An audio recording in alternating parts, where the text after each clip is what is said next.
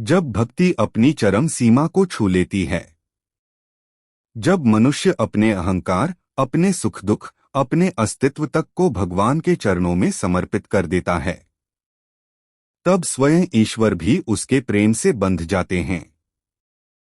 यह कथा है ऐसे ही एक महान राजा की, राजा रल्लग्रीव की, जिनकी अटूट श्रद्धा, तपस्या और भगवान पुरुषोत्तम के प्रति अनन्य प्रेम ने उन्हें वह दुर्लभ दर्शन प्रदान किया जिसकी अभिलाषा देवता भी करते हैं।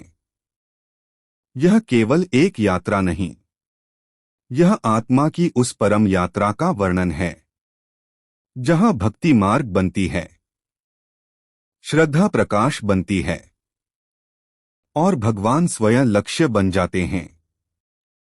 गंडकी के पवित्र तट से आरंभ होकर गंगा सागर के संगम तक और वहां से अदृश्य दिव्य नीलाचल पर्वत तक, यह कथा हमें ले जाएगी उस लोक में जहां भगवान स्वयं अपने भक्त को दर्शन देते हैं और उसे अपने धाम वैकुंठ की ओर ले जाते हैं।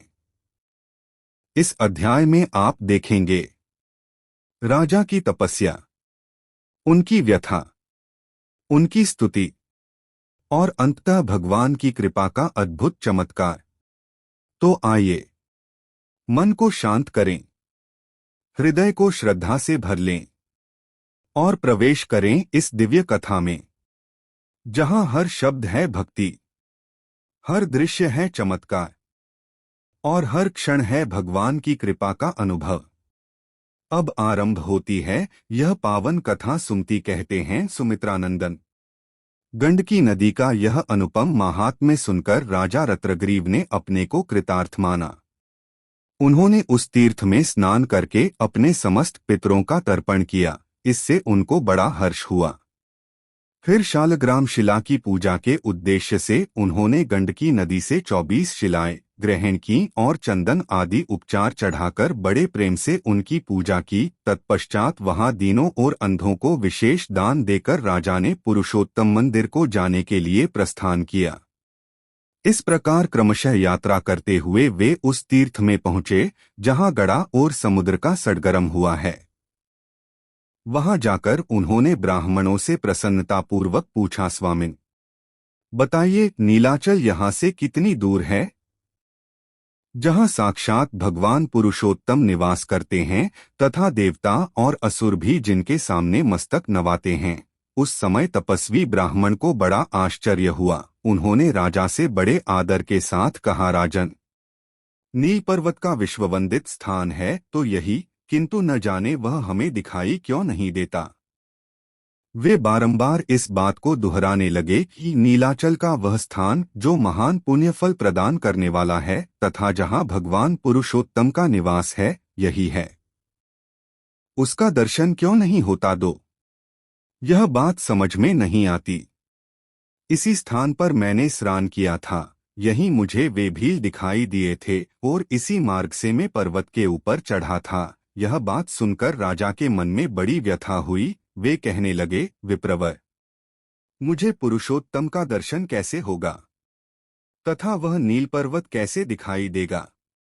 मुझे इसका कोई उपाय बताइए। तब तपस्वी ब्राह्मण ने विस्मित होकर कहा, राजन, हम लोग गडजासागर सड़म में स्नान करके यहाँ तब तक ठहरे रहें जब तक कि नीलाचल का दर्शन न हो जाए। भगवान पुरुषोत्तम पापहारी कहलाते हैं।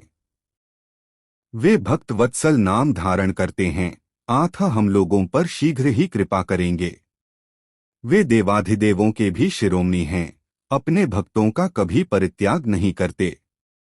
अब तक उन्होंने अनेकों भक्तों की रक्षा की है, इसलिए महामते, तुम उन्हीं का गुणगान करो। ब्राह्मण की बात सुनकर राजा ने व्यथित चित्त से गड़ासागर सडमर में स्नान किया। इसके बाद उन्होंने उपवास का व्रत लिया। जब भगवान पुरुषोत्तम दर्शन देने की कृपा करेंगे तभी उनकी पूजा करके भोजन करूंगा, अन्यथा निराहार ही रहूंगा। ऐसा नियम करके वे गड़ासागर के तट पर बैठ गए और भगवान का गुणगान करते हुए उपवास व्रत का पालन करने लगे। राजा बोले, प्रभो, आप ददीनों पर दया करने वाले हैं, आपकी जय हो। भक्तों का दुख दूर करने वाले पुरुषोत्तम, आपका नाम मंगलमय है, आपकी जय हो। भक्तजनों की पीड़ा का नाश करने के लिए ही आपने सगुण विग्रह धारण किया है। आप दुष्टों का विनाश करने वाले हैं, आपकी जय हो। जय हो। आपके भक्त प्रहमाद को उसके पिता दैत्यराज ने बड़ी व्यथा पहुंचाई, शूली पर चढ़ाया, फांसी दी, पानी में डुबोया, आग में जलाया और पर्वत से नीचे गिराया, किंतु आपने नृसिंह रूप धारण करके प्रहलाद को तत्काल संकट से बचा लिया। उसका पिता देखता ही रह गया। मतवाले गजराज का पैर ग्राह के मुख में पड़ा था और वह अत्यंत दुखी हो रहा था। उसकी दशा देख आपके हृदय में करुणा भर आई और आप उसे बचाने के लिए शीघ्र ही गरुड़ पर सवार हुए। किंतु आगे चलकर आपने पक्षीराज गरुड़ को भी छोड़ दिया और हाथ में चक्र लिए बड़े वेग से दौड़े। उस समय अधिक वेग के कारण आपकी वनमाला जोर जोर से हिल रही थी और पीतांबर का छोर आकाश में फहरा रहा था। आपने तत्काल पहुंचकर गजराज को ग्राह के चंगुल से छुड़ाया और ग्राह को मौत के घाट उतार दिया। जहां जहां आपके सेवकों पर सटदूट आता है, वहीं वहीं आप देह धारण करके अपने भक्तों की रक्षा करते हैं।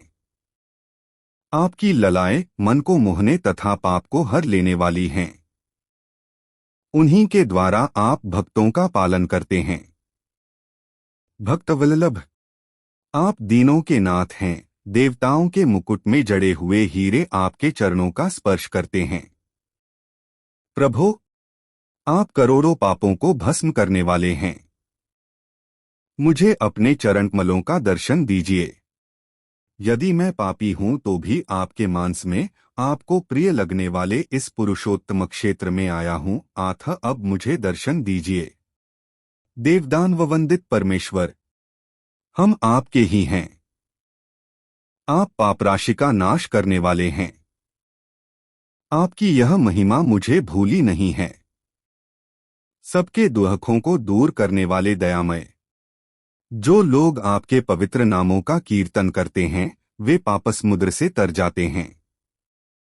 यदि संतों के मुख से सुनी हुई मेरी यह बात सच्ची है तो आप मुझे प्राप्त हो ये मुझे दर्शन देकर कृतार्थ कीजिए।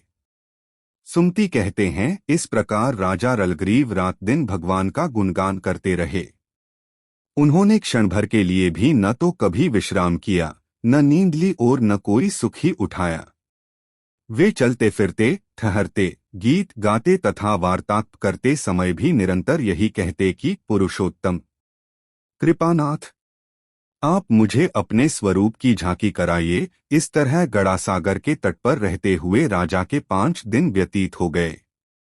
तब दयासागर श्री गोपाल ने कृपापूर्वक विचार किया कि यह राजा मेरी महिमा का गान करने के कारण सर्वथा पापरहित हो गया है, अतः अब इसे मेरे देवदानववंदित प्रियतम विग्रह का दर्शन होना चाहिए। ऐसा सोचकर भगवान का हृदय करुणा से भर गया और सन्यासी का वेश धारण करके राजा के समीप गए। तपस्वी ब्राह्मण ने देखा, भगवान अपने भक्त पर कृपा करने के लिए हाथ में त्रिदंड ले यति का वेश बनाए यहाँ उपस्थित हुए हैं। नृपश्रेष्ठ रलौव ने 3-7 नमो नारायणाय कहकर सन्यासी बाबा को नमस्कार किया और अर्घ्य, पाद्य तथा आसन आदि निवेदन करके उनका विधिवत पूजन किया। इसके बाद वे बोले, महात्मन, आज मेरे सौभाग्य की कोई तुलना नहीं है, क्योंकि आज आप जैसे साधु पुरुष ने कृपापूर्वक मुझे दर्शन दिया है। मैं समझता हूँ इसके बाद अब भगवान गोविंद भी मुझे अपना दर्शन देंगे।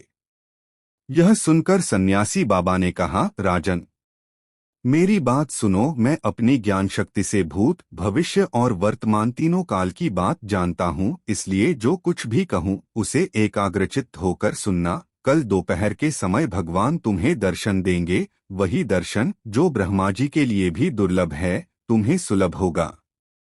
तुम अपने 5 आत्मीयजनों के साथ परमपद को प्राप्त होगे। तुम्हारे मंत्री, तुम्हारी रानी, ये तपस्वी ब्राह्मण तथा तुम्हारे नगर में रहने वाला करम्ब नाम का साधु जो जाति का तंतुवायक पड़ा बुनने वाला जुलाहा है, इन सबके साथ तुम पर्वत श्रेष्ठ नीलगिरि पर जा सकोगे।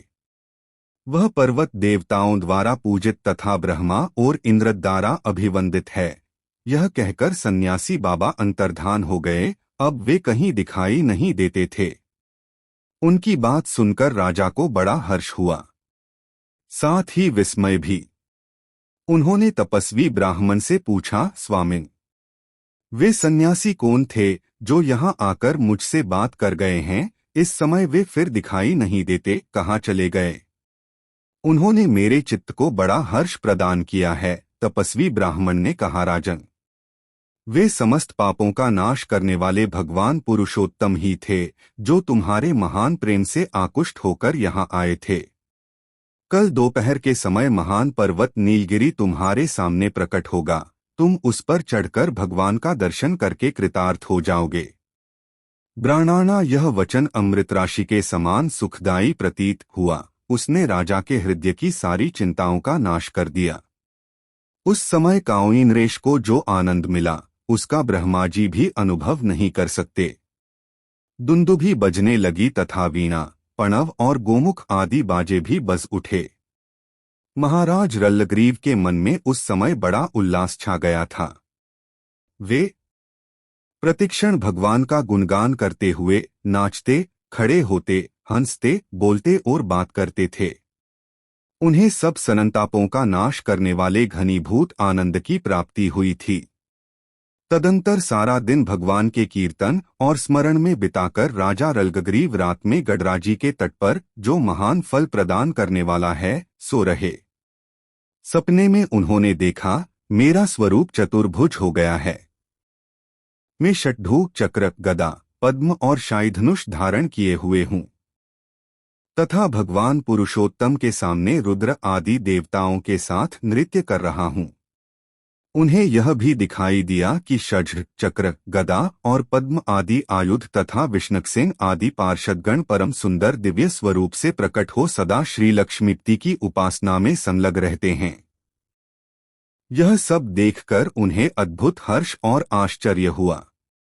अपनी मनोवांछित कामना पूर्ण करने वाले भगवान पुरुषोत्तम का दर्शन पाकर महाबुद्धिमान राजा ने अपने को उनका कृपापात्र माना।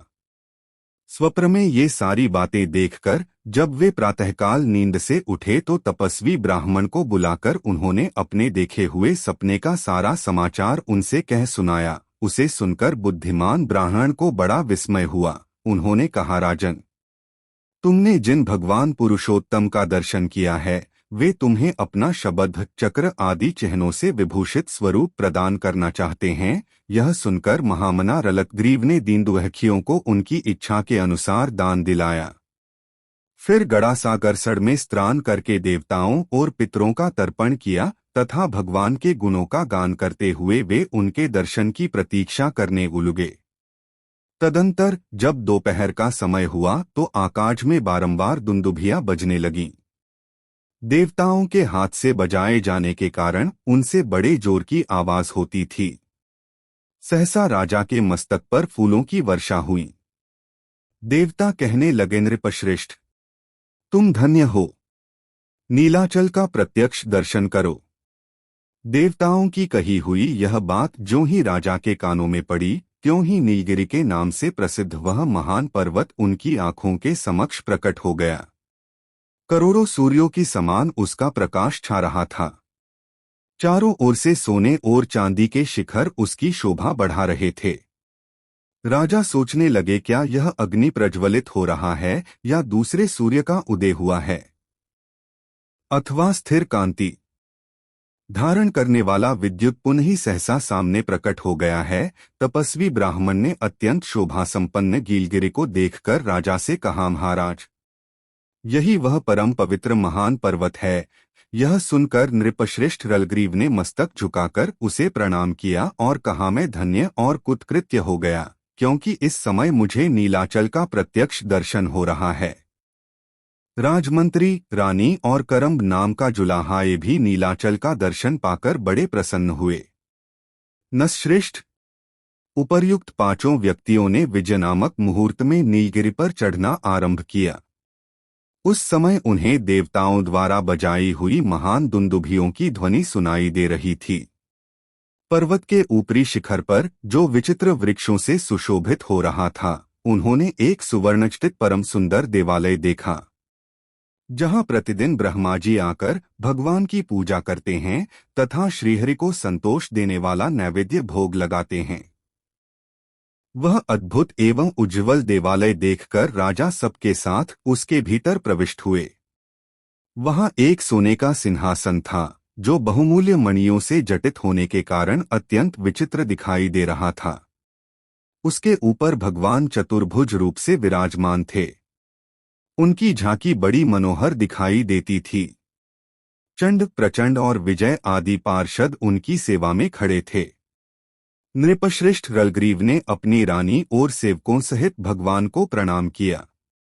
प्रणाम के पश्चात वेदोक्त मंत्रों द्वारा उन्हें विधिवत स्नान कराया और अर्सन्न चित्त से अर्घ्य, पाद्य आदि उपचार अर्पण किए। इसके बाद भगवान के श्री विग्रह में चंदन लगाकर उन्हें वस्त्र निवेदन किया तथा धूप आरती करके सब प्रकार के स्वाद से युक्त मनोहर नैवेद्य भोग लगाया। अंत में पुनः प्रणाम करके तापस ब्राह्मण के साथ वे भगवान की स्तुति करने लगे। उसमें उन्होंने अपनी बुद्धिक अनुसार श्रीहरि के गुण समुदाय से ग्रथित स्तोत्रों का संग्रह सुनाया था। राजा बोले, भगवान, एकमात्र आप ही पुरुष अंतर्यामी हैं। आप ही प्रकृति से परे साक्षात भगवान हैं। आप कार्य और कारण से भिन्न तथा महत्त्व आदि से पूजित हैं। सृष्टि रचना में कुशल ब्रह्मा जी आप ही के नाभिकमल से उत्पन्न हुए हैं तथा संहारकारी रुद्र का आविर्भाव भी आप ही के नेत्रों से हुआ है। आपकी ही आज्ञा से ब्रह्मी जी इस संसार की सृष्टि करते हैं। पुराण पुरुष, आदिकाल का जो स्थावर जड़भम रूप जगत दिखाई देता है वह सब आपसे ही उत्पन्न हुआ है। आप ही इसमें चेतना शक्ति डालकर इस संसार को चेतन बनाते हैं। जगदीश्वर, वास्तव में आपका जन्म तो कभी होता ही नहीं है, अतएव आपका अंत भी नहीं है। प्रभो, आप में वृद्धि, क्षय और परिणाम इन तीनों विकारों का सर्वथा अभाव है, तथापि आप भक्तों की रक्षा और धर्म की स्थापना के लिए अपने अनुरूप गुणों से युक्त दिव्य जन्म कर्म स्वीकार करते हैं। आपने मत्स्यावतार धारण करके षाडासुर को मारा और वेदों की रक्षा की। ब्राह्मण, आप महापुरुष, पुरुषोत्तम और सबके पूर्वज हैं। महाविष्णु, शोष भी आपकी महिमा को नहीं जानते। भगवती वाणी भी आपको समझ नहीं पाती, फिर मेरे जैसे अन्यान्य अज्ञानी जीव कैसे आपकी स्तुति करने में समर्थ हो सकते हैं। इस प्रकार स्तुति करके राजा ने भगवान के चरणों में मस्तक नवाकर पुनः प्रणाम किया। उस समय उनका स्वर गदगद हो रहा था, समस्त अज्जों में रोमांच हो आया था। उनकी इस स्तुति से भगवान पुरुषोत्तम बहुत प्रसन्न हुए। उन्होंने राजा से सत्य और सार्थक वचन कहा। श्री भगवान बोले, राजन, तुम्हारे द्वारा की हुई इस स्तुति से मुझे बड़ा हर्ष हुआ है। महाराज, तुम यह जान लो कि मैं प्रकृति से परे रहने वाला परमात्मा हूँ। अब तुम शीघ्र ही मेरा नैवेद्य प्रसाद ग्रहण करो। इससे परम मनोहर चतुर्भुज रूप को प्राप्त होकर परमपद को जाओगे। जो मनुष्य तुम्हारे किए हुए इस स्तोत्ररत्न से मेरी स्तुति करेगा उसे भी मैं अपना उत्तम दर्शन दूंगा, जो भोग और मोक्ष दोनों प्रदान करने वाला है। भगवान के कहे हुए इस वचन को सुनकर राजा ने अपनी सेवा में रहने वाले चारों स्वजनों के साथ नैवेद्य भक्षण किया। तदंतर क्षुद्र घंटिकाओं से सुशोभित सुंदर विमान उपस्थित हुआ। उस समय धर्मात्मा राजा रलग्रीव ने, जो भगवान के कृपापात्र हो चुके थे, श्री पुरुषोत्तम देव का दर्शन करके उनके चरणों में प्रणाम किया तथा उनकी आज्ञा ले अपनी रानी के साथ विमान पर जा बैठे।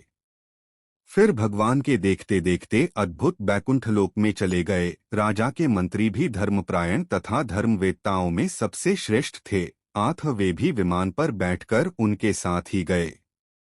संपूर्ण तीर्थे में सतरान करने वाले तपस्वी ब्राह्मण भी चतुर्भुज स्वरूप को प्राप्त होकर बैकुंठ को चले गए। इसी प्रकार करम्बने भी भगवान के गुणों का गायन करने के पुण्य से उनका दर्शन पाया और संपूर्ण देवताओं के लिए दुर्लभ भगवत धाम को प्रस्थान किया।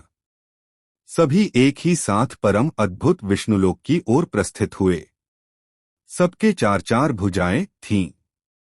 सबके हाथों में शठ्ठ, चक्र, गदा और पद्म शोभा पा रहे थे। सभी मेघ के समान एवं सुंदर और विशुद्ध स्वभाव वाले थे। सबके हाथ कमलों की भांति सुशोभित थे। हार, केयूर और कड़ों से सभी के अढ़ विभूषित थे। इस प्रकार उन सब लोगों ने वैकुंठ धाम की यात्रा की। साथ में आए हुए प्रजावर्ग के लोगों ने विमानों की पंक्तियां देखीं तथा दुंदुभी की ध्वनि को भी श्रवण किया। उस समय एक ब्राह्मण भी वहां गए थे, जो भगवान के चरणारविंदों में बड़ा प्रेम रखने वाले थे। उनके चित्त पर भगवद विरह का इतना अधिक प्रभाव पड़ा कि वे चतुर्भुज स्वरूप हो गए।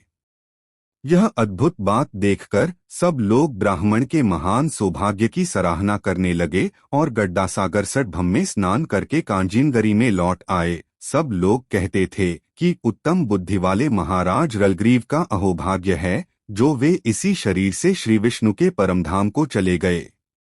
सुमति कहते हैं, राजन, यही वह नीलगिरी है जिसका भगवान पुरुषोत्तम ने आदर बढ़ाया है। इसका दर्शन करने मात्र से मनुष्य परमपद वैकुंठ धाम को प्राप्त हो जाते हैं। जो सौभाग्यशाली पुरुष नीलगिरी के इस महात्म्य को सुनता है तथा जो दूसरे लोगों को सुनाता है, वे दोनों ही परमधाम को प्राप्त होते हैं। इसका श्रवण और स्मरण करने मात्र से बुरे सपने नष्ट हो जाते हैं तथा अंत में भगवान पुरुषोत्तम इस संसार से उद्धार कर देते हैं। ये नीलाचल निवासी पुरुषोत्तम श्री रामचंद्र के ही स्वरूप हैं तथा देवी सीता साक्षात महालक्ष्मी हैं। ये दोनों दंपत्ति ही समस्त कारणों के भी कारण हैं। भगवान श्री राम अश्वमेध यज्ञ का अनुष्ठान करके संपूर्ण लोकों को पवित्र कर देंगे। उनका नाम ब्रह्महत्या के प्रायश्चित्त में भी जपने के लिए बताया गया है। राम नाम लेने से ब्रह्महत्या जैसे पातक भी दूर हो जाते हैं। सुमित्रा नंदन, इस समय तुम्हारा यज्ञ संबंधी घोड़ा पर्वत श्रेष्ठ नीलगिरी के निकट जा पहुंचा है। महामते, तुम भी वहां चलकर भगवान पुरुषोत्तम को नमस्कार करो। वहां जाने से हम सब लोग निष्पाप होकर अंत में परमपद को प्राप्त होंगे, क्योंकि भगवान के प्रसाद से अब तक अनेक मनुष्य भवसागर के पार हो चुके हैं। शेष जी कहते हैं, वात्स्यायन जी, इस प्रकार सुमति भगवान की महिमा का वर्णन कर रहे थे। इतने ही में वह अश्व पृथ्वी को अपनी टापों से खोदता हुआ वायु के समान वेग से चलकर नीलाचल पर पहुंच गया। तब राजा शत्रुघ्न भी उसके पीछे पीछे जाकर नीलगिरी पर पहुंचे और गड्डासागर सटभम में स्नान करके पुरुषोत्तम का दर्शन करने के लिए गए। निकट जाकर उन्होंने देवदानव वंदित भगवानों को प्रणाम किया और उनकी स्तुति करके अपने को कृतार्थ माना।